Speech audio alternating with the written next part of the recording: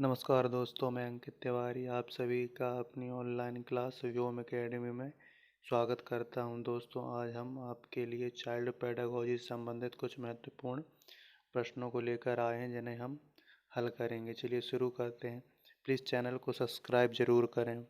पहला प्रश्न है, मोसलो की आवश्यकता पदानुक्रम सिद्धांत के अनुसार कौन सी आवश्यकता सबसे अंत में पूरी होती है? पहला है सम्मान, दूसरा है आत्म यथार्थता, तीसरा है सुरक्षा और चौथा है सामाजिक।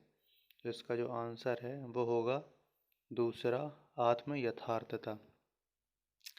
अगला प्रश्न है दूसरा, किसी बालक में सबसे पहले भय तथा प्रेम के संवेग विकसित होते हैं।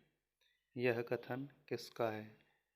पहला है जीएन प्याजे का, दूसरा है वॉटसन का, तीसरा है स्किनर का और चौथा है कोहलर का। तो यह इसका आंसर होगा दूसरा, वॉटसन का। यह किसने कहा था? वॉटसन ने कहा था। अगला प्रश्न है, इसमें से संज्ञानात्मक विकास का उपागम नहीं है। इसमें पूछा है संज्ञानात्मक विकास का उपागम नहीं है। पहला स्मृति, दूसरा है अवधान, तीसरा है मेटा संज्ञान और चौथा है आमोद। तो आंसर होगा इसका चौथा, आमोद।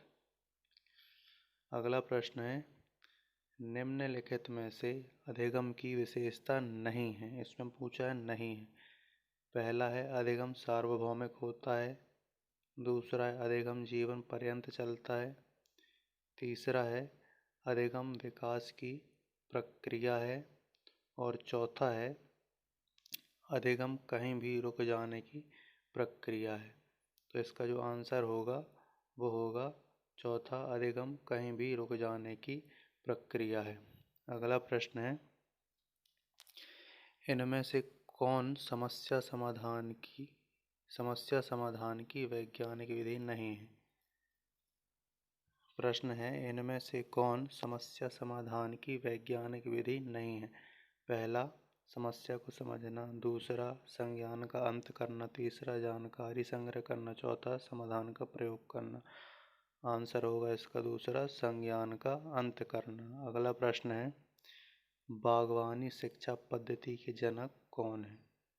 पहला है फ्रोबेल, दूसरा है यंग, तीसरा है मॉस्लो और चौथा है वाइगोत्स्की। आंसर होगा इसका पहला, फ्रोबेल। अगला प्रश्न है, किसी बालक में तर्क के आधार पर सोचने की क्षमता के विकास के लिए आवश्यक तत्व है। यहाँ पे आवश्यक तत्व होगा। पहला है भाषा संप्रेषण में निपुणता, दूसरा है असीमित कल्पना शक्ति, तीसरा उसकी बोलने की गति और चौथा बालक के समक्ष अनेक समस्याएं। तो इसका आंसर होगा पहला, भाषा संप्रेषण में निपुणता। अगला प्रश्न है, अपनी देखभाल के प्रशिक्षण की आवश्यकता किस बालक को होती है? इसमें पूछा है होती है।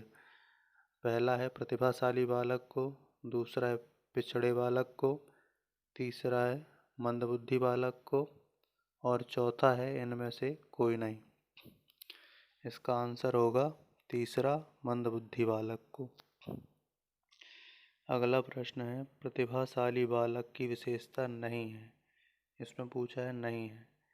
पहला है मानसिक कमजोरी, दूसरा है सामान्य अध्ययन में रुचि, तीसरा है अत्यंत जिज्ञासु प्रवृत्ति और चौथा है विशाल शब्दकोश। इसका आंसर होगा पहला, मानसिक कमजोरी।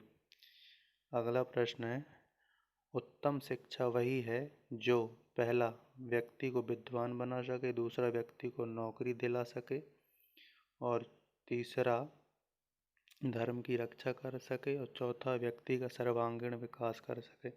इसका आंसर होगा चौथा, व्यक्ति का सर्वांगीण विकास कर सके। धन्यवाद दोस्तों।